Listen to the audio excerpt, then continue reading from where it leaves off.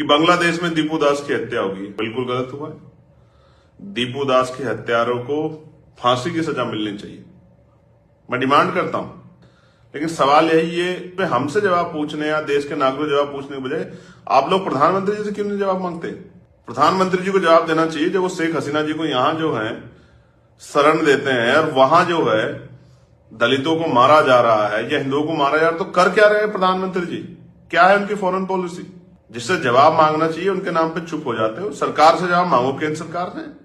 अगर केंद्र सरकार जो है दूसरे देशों में रहने वाले अल्पसंख्यकों की, जैसे यहाँ सिख अल्पसंख्यक है, जैन है, बौद्ध है, ईसाई अल्पसंख्यक है, तो वहां हिंदू अल्पसंख्यक है, दलित अल्पसंख्यक है, तो उनकी सुरक्षा के लिए क्या पॉलिसी है आपके पास? कैसे संबंध है आपके पड़ोसी देशों से? इसका जवाब सरकार को देना चाहिए कि आपकी फॉरेन पॉलिसी जो है वो फेल है क्या? लेकिन मेरा सवाल ये है, मैं आपके सामने भी रख रहा हूं, ये बड़े चालाक लोग हैं। देश में, भारत में एनसीआरबी का डाटा कहता है कि लाखों महिलाओं के साथ रेप हत्याएं होती हैं। तो ये जो महिलाएं हैं, ये जो जिनके साथ हिंसा होती है, पुरुष हैं, बच्चे हैं, बच्चियां हैं, इनके लिए आपका कलेजा क्यों नहीं छलनी होता? क्योंकि आप जानते हैं ये सारी 99% घटनाएं SC, ST, OBC और माइनॉरिटी के परिवारों के साथ होती है। इस पे आपका कलेजा कभी छलनी क्यों नहीं होता? इस पे आपके मुंह से आवाज क्यों नहीं निकलती? मैं पूछना चाहता हूं, इंद्र मेघवाल की हत्या पे कितने लोग थे जो आंदोलन कर रहे थे?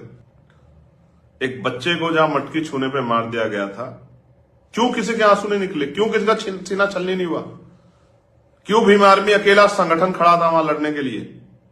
क्यों वो दलित नहीं था? वो इस देश का बेटा नहीं था? वो किसी की मां की कोख से उसने जन्म नहीं लिया था? लेकिन यहां तुम्हारी चुप्पी क्यों हो जाती है? जब इंद्र मेघवाल को सिर्फ इसलिए मार देगा मूछे रखने पे, जिस घर गया था मैं उन बच्चों की शादी में, तब कोई दूसरा संगठन, हिंदू संगठन क्यों नहीं खड़ा था इस देश में उनकी आवाज बनने के लिए? जब वहां कुशवाहा जी को, पिछड़े समाज के मेरे भाई को थूक चटवाया गया था, जब चोटी काट दी गई थी इटावा में व्यासपीठ पे बैठ के कथा, तब आपका खून क्यों नहीं खोला? जो लोग आज चिंगाड़ मार रहे हैं, आंदोलन कर रहे हैं, सड़कों पर निकल रहे हैं, क्योंकि आपका राजनीतिक एजेंडा फिट नहीं बैठता है। तब आप चुप हो गए थे, तब आपकी जीभ को लकवा मार गया था, तब आप आंदोलन करते। जब कौशाम्बी में पाल समाज की बच्ची का रेप करके उसको जो है, उसके साथ उसके परिवार को जो है अपमान का सामना करना, तब आपका खून क्यों नहीं खोला? तब इस देश में मोमबत्तियां क्यों नहीं जली? जब एक नाबालिग के साथ इतनी बड़ी घटना हुई थी, जब हाथरस की बेटी के साथ अन्याय हुआ था और उसकी कोर्ट का फैसला था, तब तुम्हारी जो है कलमें क्यों सूख गई थी?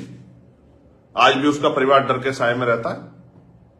मुख्यमंत्री जो वादा किया था नौकरी देंगे, घर देंगे, क्यों नहीं दिया? तब आपकी कलम क्यों सूख जाती है? तब आपके चैनल क्यों मौन हो जाते हैं? जब 76 गुर्जर समाज के लोगों को राजस्थान में भून दिया जाता है गोलियों से, तब क्यों नहीं जो है वो आपको भाई नहीं दिखते हैं क्या? जब सैकड़ों लोगों पे मुकदमे लगा के ग्वालियर में जेल भेज दिया जाता है, तब आपका खून क्यों नहीं खोलता? तब आपको भाईचारा क्यों नहीं दिखता? मैं फिर आपसे कह रहा हूं, हम तो कोशिश करते हैं कि हम तो हिंसा के खिलाफ लोग हैं, संविधान के रास्ते से काम करने वाले होते हैं, कानूनी कार्रवाई पे भरोसा रखते हैं। लेकिन मैं आपको सच बताना चाहता हूं, आपको समझना पड़ेगा। आप जब भी आप अपने हक की बात करने के लिए संघर्ष करने जाओगे, तो आपकी आंखों पे पर्दा डालने के लिए इस तरह के तमाम षड्यंत्र किए जाएंगे कि हमारे लोगों को समझना पड़ेगा। असल में जो आपकी आवाज उठाने की बात कर रहे हैं, असल में जो आपके हमदर्द बन रहे हैं, ये राजनीतिक हमदर्द हैं आपके। इनका प्रेम राजनीतिक प्रेम है और आजाद समाज पार्टी भीम आर्मी का प्रेम मां की तरह है, जिस तरह मां का प्रेम अपने बच्चों की तरह होता है।